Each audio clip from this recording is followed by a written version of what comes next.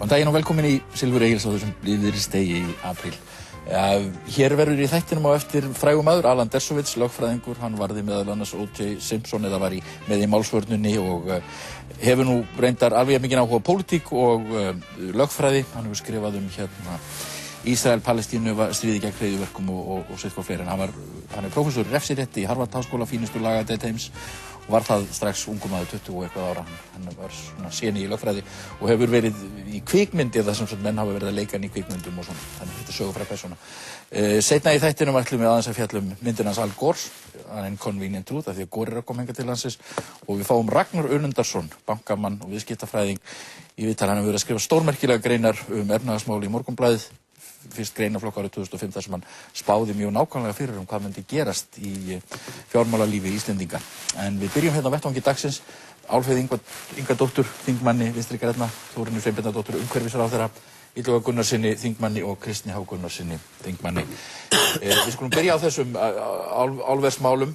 Þórunn, þú treystir þér ekki til að stöðva álverið í Helguvík og þetta er svona vakið reiði hjá mörgum og margir hafa spurt, getur Samfylkingin ekki staðið við sitt fagra Ísland, kosningastefnuna miklu, sitt fagra Ísland? Já, fyrst er það nú kannski að segja að umhverfisráðherra stöðvar ekki framkvæmdir. Það virðist vera útbreiddur misskilningur meðal manna að í umhverfismatsferlinu sé stopp sem að umhverfisráðherra getur nýtt. Það er ekki þannig. Lögum umhverfismat var breytt 2005 og úrskurðarvaldið var tekið frá Skipulagsstofnun og nú er valdið hjá sveitarfélögunum. Þannig að ef einhverjir geta stöðvað uppbyggingu álvers í Helguvík þá eru það bæjarstjórnirnar í Reykjanesbæ og Garði. En hvað varðar úrskurðinn sem þú nefndir, að þá var kært álit Skipulagsstofnunar á umhverfismatinu í Helguvík til mín núna í haust og Landvernd kærði að stofnunin hefði ekki nýtt sér 5. grein lagana sem að kveður á það að það sé heimilt að meta tengdar framkvæmdir saman. Eins og fram hefur komið þá lágum við yfir þessu, býsna lengi meira að segja, í ráðuneytinu og skoðum þetta frá öllum hliðum og niðurstaðan er sú að í þessu tilviki að þá sé ekki hægt að úrskurða Landvernd í hag. Það kom í ljós við rannsókn málsins að Skipulagsstofnun hafði farið yfir það með framkvæmdaraðila árið 2006 hvort að sameiginlegt mat væri leið eða væri raunhæft í stöðunni. Niðurstaðan var að gera það ekki, en það sem hins vegar skapaði okkur og mér viss vandræði var svo handvömm að greina ekki strax frá þeirri niðurstöðu. Það kemur ekki fram fyrir núna í október í áliti Skipulagsstofnunar. Þannig að þetta lítur svona út. Það sem að ég vil gera í framhaldinu er að leggja fram frumvarp til breytingar á lögunum mat og umhverfisáhrifum og gera það skylt að það sé ávallt skoðað þegar tengdar framkvæmdir er að ræða, 2 eða fleiri, að hvort þær geti farið í sameiginlegt mat. Og þá leikur ekki lengur neitt vafi á notkun þessa ákvæðis sem að verður satt best að segja að það er frekar loðið og það má túlka það og ég man reyndar vel eftir því þegar við vorum að breyta þessu í umhverfisnefndinu og það var auðvitað deilt orðalag og þetta var ákveðin niðurstaða og við verðum auðvitað að vinna með lögin eins og þau eru, þannig að þetta er niðurstaða. Þú telur þig ekki hafa haft lagaheimildi til að breyta öðruvísi en við gerum? Nei. Álfheiður? Mér finnst þetta ótrúlega lélegt og ég verð að segja alveg eins og að þessi rök þau halda náttúrulega engu vatni.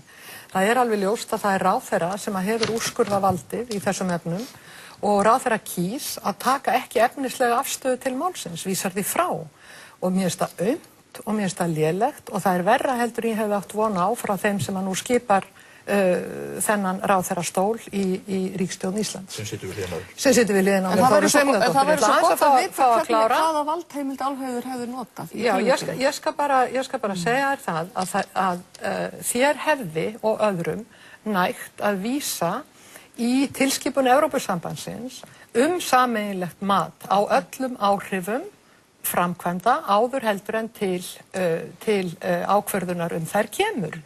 Þetta er líka svo þróun sem hefur verið allstaðar í umhverfisrétti í heiminum. Það er líka nægt að vísa í það og það hefði mátt láta reyna á 2. málsgrein 5. greinarinnar en það kaus bara ráðherrann ekki að gera.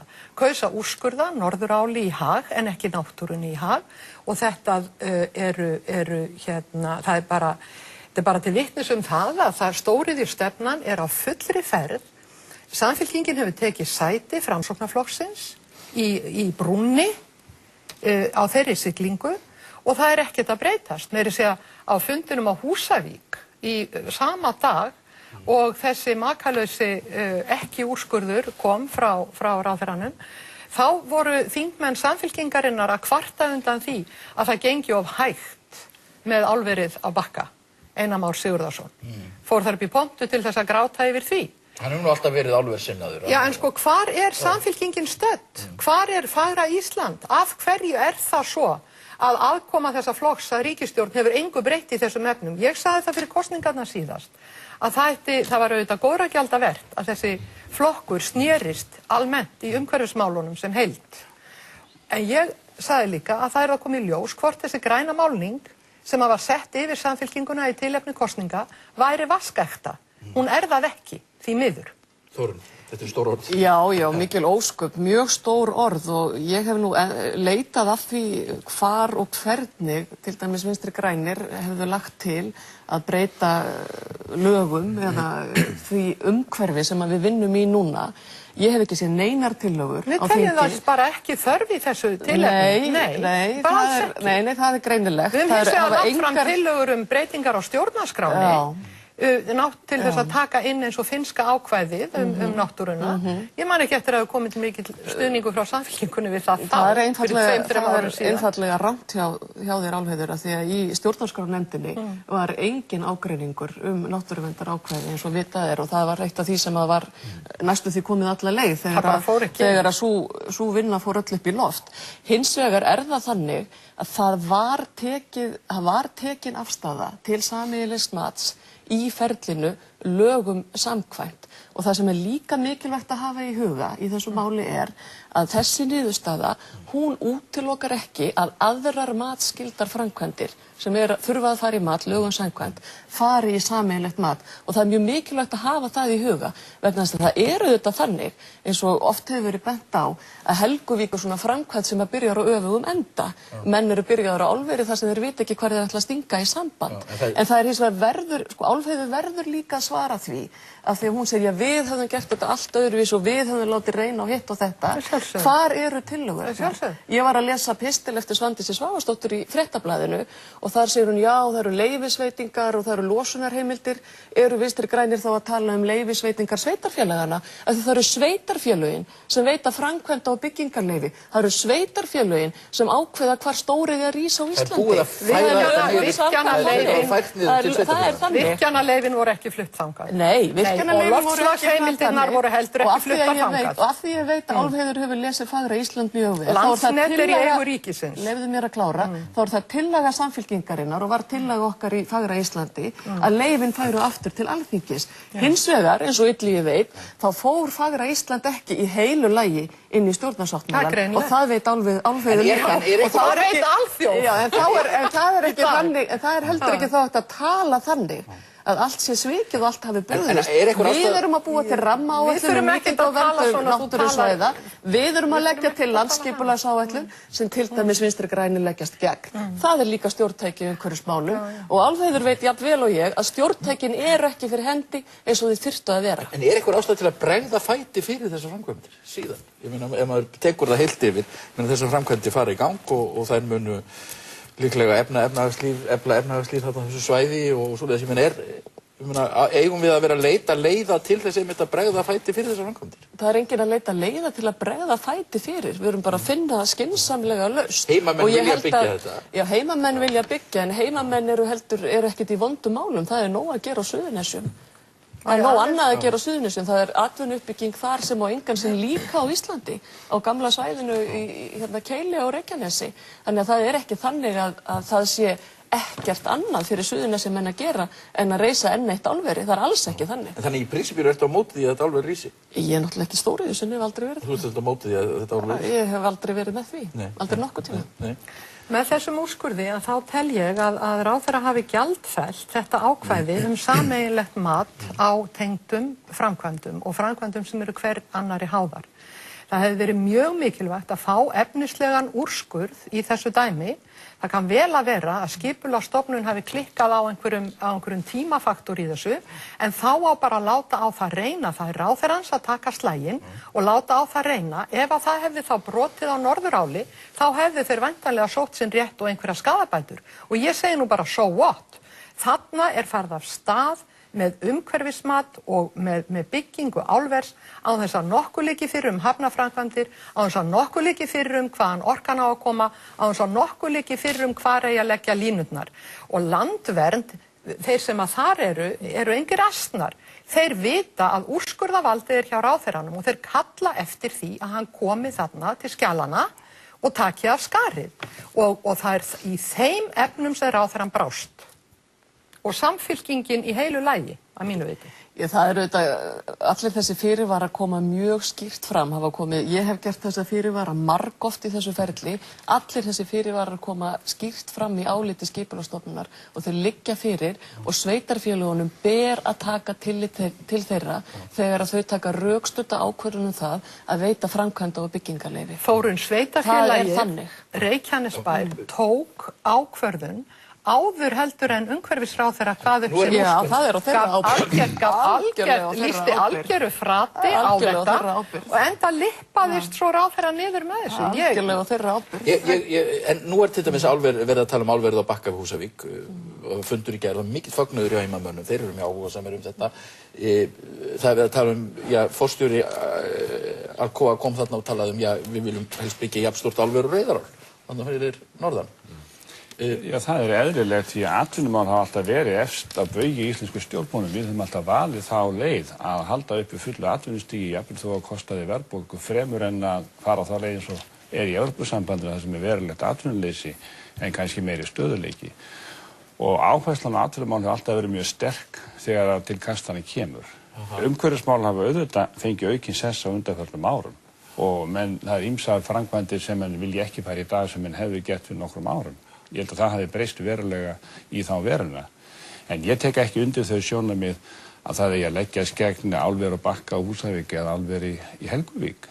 Mér finnst það ekki sjónarmið sem að menn eigi að halda mjög á lofti og ég get ekki verið sammála því heldur að gagnrýna ráðherra fyrir að fara íslenskum lögum og vísa fremur í tilskipun Evrópusambandsins og það kemur óvart að fulltrúi flokk sem algjörlega andvígur Evrópusambandinu vísa á aðra málsgrein 5. greinar laga mat á umhverfisáhrifum sem á stoð í tilskipun Evrópusambandsins. Viltu aðeins leyfa okkur hinum að tala þegar við höfum orðið því að við truflum því ekkert og þú að tala mikið í þættum til þessa. En mér finnst það einkennilegt hjá Álfheiði Ingadóttur að vísa í tilskipun Evrópusambandsins til að víkja til hliðar íslenskum lögum. Ég tek ekki undir þessi sjónarmið. Þannig að það sem að stjórnvöld þurfa hins vegar að gæta að er að það sé ekki of mikla framkvæmdir í gangi á hverjum tíma og það kann að vera að það sé of í lagt að fara á fulla ferð í nýja stóriðjuframkvæmdir strax áður en að hagkerfið hefur dregið saman sem að þarf að gera. En ekki ljóst þú hefur nú verið áhugamaður umhverfismál að þessi tvö álver einhvern veginn í burðarlínum og er að fæðast, er að verða veruleiki? Það er margt sem bendir til þess. Ég vil spyrja segja að mér finnst Þórunn hafa fært bara mjög góð og skilmerkileg rök fyrir sinni niðurstöðu og ég held að einmitt er að menn horfa á hennar málflutning og það er augljóst að henni hefur ekki verið þetta ljúft að komast að þessar niðurstöðu en það er þá alveg, held ég, nokkuð góðar líkur á því að þarna hafa bara verið farið eftir lögum og gert samkvæmt bestu samvisku og það er það sem skiptir mestu máli. Síðan er hitt að ég, þegar við ræðum stóriðju, það sem ég er á móti er ríkisrekin stóriðja. Ég hef viljað beita mig gegn því að ríkisvaldið væri að reyna að kalla eftir því að menn færi á stað með álver og svo framvegis eins og var hér áður fyrir. Heldur á ríkið mitt og á að vera fyrir hönd okkar borgarana, á að vera umsjónarmaður með náttúrunni. Það er ríkið sem setur leikregluna, það er ríkið sem setur fram hvaða viðmiðið við höfum í umhverfismati og það er ríkið sem síðan fylgist með því að slíkum reglum sé framfylgt. Þess vegna er svo vont þegar ríkisvaldið er síðan hluti af framkvæmdinni. vegna þess að þetta snýst allt það að endingu að við náum fram sátt í samfélaginu okkar á milli annars vegar nýtingarsjónarmiðana og hins vegar verndunarsjónarmiðana. Þetta mikilvægt vegna þess að við erum leið og við viljum vernda náttúruna sem best, þannig að við getum skilað henni í sem bestu ásakomulagi til næstu kynslóðar, þá erum við líka að reyna að byggja upp samfélag þar sem við getum boðið upp á sem besta heilsuþjónustu, sem besta menntun og svo framvegis. Þannig að við viljum hafa öflugt efnahagslíf. Það þýðir við þurfum til dæmis að ná okkur í orku. Við komumst ekki undan því, en við viljum gera það með þeim hætti að það ríki sem best sátt þetta. Og það lykilatriði og ég held að Þórunn henni sé mjög vel treystandi og þessar ríkisstjórn mjög vel treystandi til að vinna akkurat að þessari sátt. Já, en ef að rísa þessi 2 álver, ég meina þá kannski... Þau verða En eitt það sko, að tölum heldur ekki þannig að allt sé sko risið þó að það sé komið í eitthvað ferli. Það ekki þannig að álver og Bakka sé fakta. Það í undirbúningsferli. Það verið að gera orkurannsóknir, það búið undirrita einhverja viljayfirlýsingar.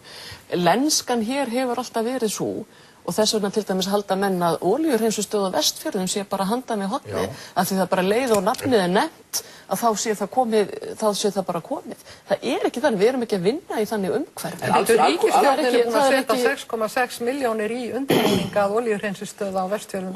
Nei, hún hefur ekki sett 6,6 milljónir. Ég bara með skriflegt svar frá iðnaðarráðherra þar sem það staðfest. En álverið á Bakka náttúrulega þannig að ég meina Alcoa-forstjórinn kemur þarna á fund og heimamenn vilja gera þetta og hann segir, já við viljum þetta stórt álver og svona, ég meina þetta komið, þannig langt ég meina mynd þú beita þér fyrir því að þetta álver rísi ekki?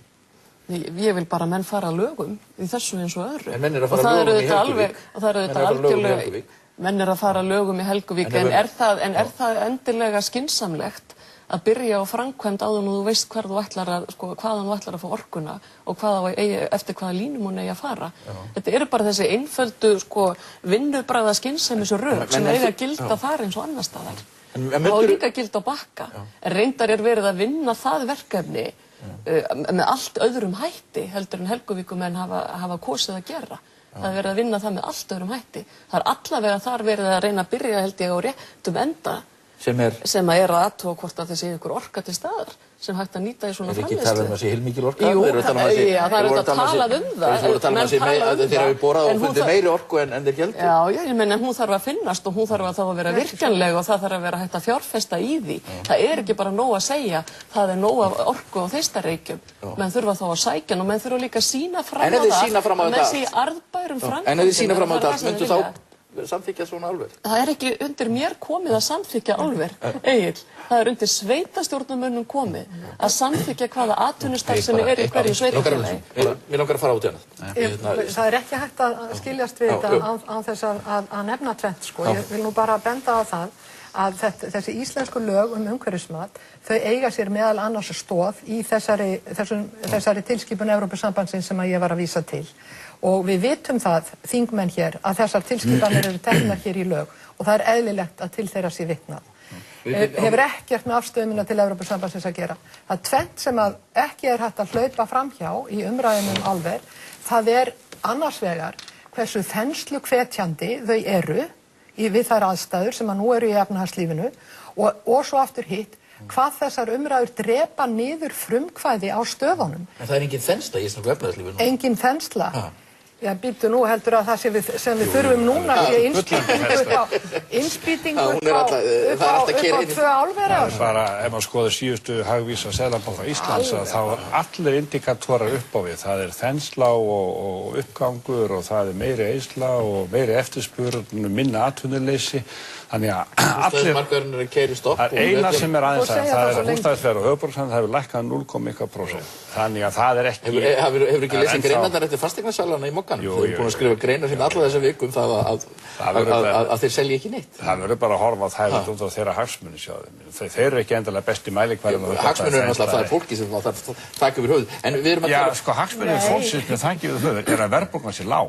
Það sem hefur keyrt verðbólguna upp Egill á undanförnum árum að húsnæðisverð á höfuðborgarsvæðinu farið upp. Og til þess að ná verðbólgun niður, þá þurfa að ná húsnæðisverðinu niður aftur. Verðbólgan er náttúrulega innflutt núna með gengisfalls. Já, bara á þessu augnabliki, en síðustu árin... Við skulum fara og tala um efnahagsmálin, Kristinn. Það að tala risa aðstoð við bankana. Bankarnir eru að biðja þetta beinleiðis. Glitnir í sinni greiningu segir að tíminn sé naumur, þeir vilja að bankarnir komi, að ríkið fara að kaupa skuldabréf af bönkunum. Já, sko, og það þetta talaði um 500 milljarða í því sambandi sem ríkið þarf að taka láni. Þetta tvíþætt. Annað sem erlend ástæða fyrir, þessi skortur á lánsfé vegna atburðarás í Bandaríkjunum sem að við ráðum ekkert við og bankverðinni kannski bera heldur engar ábyrgð á. Mér er eðlilegt að íslensk stjórnvöld leitist við að finna leiðir til að tryggja bönkunum aðgang að lausafé. Þeir þurfa á því að halda. En auðvitað verða þeir að bera ábyrgð á sínum fjárfestingum og sínum stefnu eins og aðrir. Þeir fengu bankana keypta á mjög góðum kjörum og þeir græddu vel og hafa gert sér fengu og keypta. Og auðvitað verða þeir að bera ábyrgð á sjálfum sér eins og aðrir. En að öðru leyti þá bera stjórnvöld ábyrgð á því að ná vöxtunum niður. Það er hlutur sem er alveg jafn mikið umræðuefni en að velta í verið hvernig stendur á því að ríkisstjórnin hefur árum saman heldur alltaf kynnt undir verðbólguna fremur en að draga úr henni á sama tíma og þessi uppgangur er í bankakerfinu sem að menn vita þetta af og þurfa þetta þá að stilla aðra staðir af með tilliti til þess. Já. Sko, ríkisstjórnin hefur boðað skattalækkanir, sumt að því hefur hringt í framkvæmd eins og fyrir kosningar. Það segir fólki að það fái meiri peninga í budduna til þess að geta keypt meira, eitt meira á næsta ári og fólki skuldsetur sig áfram og enn er ríkisstjórnin að tala um almenna skattalækkun. Þannig að þegar viðfangsefnin er að fá fólki til að hætta að safna skuldum heldur að fara að borga niður skuldir. Og það er svo merkilegt að Sjálfstæðisflokkurinn sem hefur nú alla tíð stært sig af því og hefur stundum staðið undir því að vera ábyrgur í ríkisfjármálum, hann hefur verið þá ábyrgðarlausasti síðustu ár. Það er hann sem hefur alltaf ýtt undir ójafnvægið í efnahagslífinu og með hverju hefur hann gert það? Já, með því að vekja væntingar meiri kaupmátt, með því að lækka skatta, með því að keyra upp framkvæmdir, með því að búa til svona mikla þenslu og eftirspurn að það er bara alltaf flegi ferð. Já. Síðasta kjörtímabili og reyndar framan að þessu þá vorum við í fulli því að verja okkur fyrir ásökunum það að hafa raunverulega hækkað skatta á Íslandi. Hann síðust hverjum í því öllu saman en það er alveg rétt að hafa verið lækkaðir skattar vegna þess að það hefur verið svigrúm hjá ríkissjóði til þess að deila því með almenningi að það hefur gengið vel að reka ríkissjóðin. Hitt er aftur alveg rétt og ég get alveg, þegar maður horfir á þessa stöðu þá er það alveg augljóst að það sem okkur hefur ekki tekist vel upp með er að ná að samþætta fjármálastefnuna, eða semst ríkisfjármálastefnuna annars vegar og hins vegar peningamálastefnuna á hinn bóginn. Sko, sennilega er Ísland það land í heimi sem að þarf mest á því að halda að við náum miklum árangur þar. Og ég get alveg viðurkennt það að þarna hefðum við getað náð betri árangur. Það sem ég hef haft áhyggjur af og hef haft áhyggjur af til margra ára er það að við höfum verið að sigla inn í þessa stefnu með þessar peningamálapólitík sem að Seðlabankinn hefur reikið, sem hefur byggðist á því að menn fóru að hækka vextina gríðarlega vegna þess að húsnæðisliðurinn var að hækka, sem hækkaði vegna þess að það var breyting á því hvernig við fjármögnum húsnæði í landinu. Meðal annars vegna þess að það var hækkað lánshlutfallið hjá Íbúðalánasjóði upp í 90% og bankarnir komu á eftir með 100% lánin. Þetta þýddi að húsnæði hækkaði gríðarlega og Seðlabankinn ákvað það að hafa það með í verðbólgumælingunni sinni, þessa kerfisbreytingu sem var. Keyrir upp vextina, myndar hennar gríðarlega vaxtamun. Þar á sama tíma eru líka framkvæmdir við Kárahnjúka. Það sprautast inn peningar, alveg gríðarlega miklu peningar inn til landsins í staðinn. Neyslan, einkaneyslan eykst, allir flatskjárnir, allir bílarnir og allt þetta sem að kemur inn að því að gengið er svo óbúslega sterkt. Og ef við skoðum aðeins tölunar, þá er sennilega efnahagsáhrifin af Kárahnjúkum, þessi að magnið sem kom inn sem var breytt í krónur, gjaldeyri sem var breytt í krónur, það er kannski einhvers staðar 100 til 120 milljarðar á þessu 4 ára tímabili. Bara jöklabréfaútgáfan er 800 milljarðar. Bara jöklabréfa innflæðið voru 800 milljarðar. Þannig að menn sjá, ef maður bara horfa á tölunar, að þessi peningapumpa sem var búin til, hún ekki bara jók svona einkaneysluna, innflutningin og viðskiptahallann, hún líka prísaði krónuna út á markaðinn. Vegna þess að allir sem vettlingi gátu valdið, sögðu, heyrðu, við komumst fram hjá þessari vaxtaskrúfu. Við tökum bara lán erlendis. Þegar vídeoleigur eru farin að taka lán erlendis, erlend lán til að reka sig, þá vitum við að það er eitthvað að. Og þegar allir einstaklingarnir sem geta gert það eru komnir inn í erlenda mynt, og þar með þýðir það að vaxtaþunginn, hann virkar ekki nema á lítinn hluta af hagkerfinu. Síðan spennist þetta upp og við erum nú því miður komin í þessa stöðu. Meðal annars okkur tókst ekki að nýta nægilega vel saman peningastefnuna og ríkisfjármálin annars vegar og hins vegar vegna þess að menn fóru af stað með þetta sem að margir vöruðu við að þá erum við komin í þá stöðu því miður sem er mjög erfið að við erum með 15% stýrivexti, við erum með verðbólgu sem er vaxandi og við horfum fram á það að ekki verða mikla breytingar hér á að við getum horft fram á eitthvað atvinnuleysi hérna núna á haustmánuðum. Og það þessi staða sem erfið og hún kallar auðvitað það að við grípum til aðgerða og hún verður ekki einfaldari vegna þess að við erum með þessa fjármálakreppu sem sniðgangandi. En, svo ég klári þetta nú, það eru samt sem áður og það rétt að hafa það í huga við þessar aðstæður. Það sem þó að hjálpa okkur vonandi núna það að það virðist vera, það má ætla það, þó engin viti með vissu, að það sé að verða breytingar á alþjóðamörkuðum hvað varðar hlutabréfamarkaðinn úti og þá vonandi í framhaldinu lánsfjármarkaðinn. En þarf ríkið að hlaupa undir bagga með bönkum? Já, og þá komum við að því, þeirri spurningu. Ég held að það verði þannig. Ég vona það verði þannig. Ég vona það verði þannig að við verðum heppin í því að það verði þessi viðsnúningur á erlendum mörkuðum sem að gera það þá verkum að við komumst út úr þessu ástandi sem að þessi lausafjárkreppa, að því í lausafjárkreppu þá flýja allir áhættuna. Og það sem hefur gerst fyrir okkur, við erum hagkerfi með 15% vexti, bankarnir hafa vaxið mjög hratt og menn hafa haft áhyggjur af þeirra vexti. Menn hafa sagt, Ísland bara áhætta og við förum ekki inn í áhættu. Og ef þetta snýst, þá það að gera. Það þurfum við ekki að... Þá vonandi þurfum við ekki... Nei, býtum við. Jú, hún þarf að gera eitt, held ég. Og ég held að menn hafi verið að tala það og það nauðsynlegt að það gangi fram. Og það alveg lykilatriði núna. Það lykilatriði að það aðgerðir sem menn hafa verið að boða. Bæði það sem stýra Seðlabankanum, að styrkja gjaldeyrisvaraforða hans. Og þá ég ekki að tala því miður Álfur, ykkar tillögur, það eru upphæðir sem tilnefnduð í tillögun ykkar sem fór inn í þingið, það eru bara allt og lágar. Það þurfa að vera miklu hærri. Til að styrkja varaforðann, einhvern sem var eitthvað sem áttum að gera fyrir. Vegna þess að ef þær eru á lágar, þá gerist það bara einfaldlega að markaðurinn lætur ræna á það. Þá bara fáum við árásurnar. Vegna þess að það verður að vera þannig þessa hnúta búið að markaður segir, heyrðu, já þeim alvara, þeir geta þetta og menn snúa sér eitthvað annað. En eigum að láta bankar hafa peninga? Aldrei þannig að hluthafarnir fái. Við eigum að gera það sem við þurfum að gera til að koma í veg fyrir bankakreppu. Það miklu til kostandi að koma í veg fyrir það, en við eigum ekki að bjarga hluthónum. Það snýst ekki það. Ingibjörg Sólrún nefndi þennan möguleika sérstaklega. Já, og bara eitt að þegar að sagt hlaupa undir bagga með bönkunum, það ekki verið að tala ég meina, ef þörf krefur, þá held ég að við eigum ekkert val. Við getum ekki hætt á það að íslenskir bankar lendi í stórkostlegum vandræðum.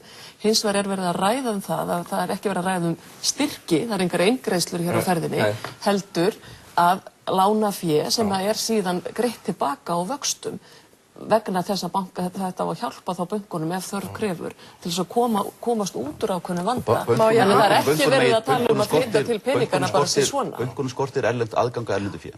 Það liggur fyrir. Þess vegna hefur líka gengi verið að falla því þeir verið skipta krónum yfir í evru. Þess vegna aðgerðir ríkisstjórnarinnar hljóta meðal annars að miða á það að tryggja það eða draga úr líkonum í það minnsta að það verði hérna kreppa sem komið til vegna þess aðþáttar. Þessi langi fyrirlestur lýsingu á aðstæðum sem að hafa verið fyrirsjáanlegar margra ára skeið endaði í einum punkti, við skulum bíða og sjá hvað gerist. Nei, Álfur, ég sagði það ekki. Kannski reddast þetta. Nei, Álfur, ég sagði það alls ekki. Það sem að mig langar til að segja að aðgerðaleysi ríkisstjórnarinnar aðgerð í sjálfu sér. Og maður hefur það á tilfinningunni að það sé stefnan að láta bara þetta verðbólguskot ríða yfir og við vitum alveg hverja það hittir fyrir.